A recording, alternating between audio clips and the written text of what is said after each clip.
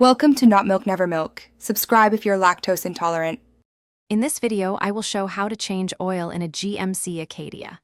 First, gather your essential tools, including a 15mm wrench for the drain plug, an oil filter wrench, and a suitable drain pan. You will also need about 6 quarts of new full synthetic 5W30 engine oil and a new oil filter.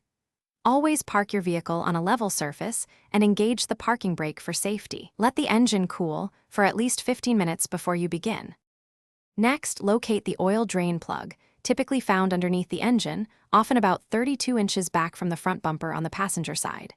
Place your drain pan directly beneath it. Using a 15mm wrench, carefully loosen and remove the plug, allowing all the old oil to drain out. This usually takes about 10 minutes. Once the flow stops, clean the plug and reinstall it, tightening it to 18 foot-pounds to prevent leaks. Now, let's replace the oil filter. You'll find it on the front of the engine, often between the engine block and the radiator. Use an oil filter wrench to carefully loosen and remove the old filter. Be prepared for a small amount of oil to drip. Before installing the new filter, apply a thin film of fresh engine oil to its rubber gasket. Then, hand tighten the new filter until it's snug, followed by an additional 3/4 of a turn with the wrench.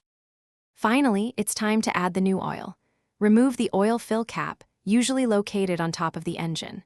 Using a funnel, slowly pour in about 6 quarts of new full synthetic 5W30 engine oil. After filling, replace the cap and check the oil level with the dipstick, ensuring it's between the add and full marks. Start the engine for about 10 seconds to circulate the oil, then turn it off. Recheck the dipstick and inspect for any leaks around the drain plug and oil filter. Thanks for watching. If this was helpful, leave a like and consider subscribing. See you next time.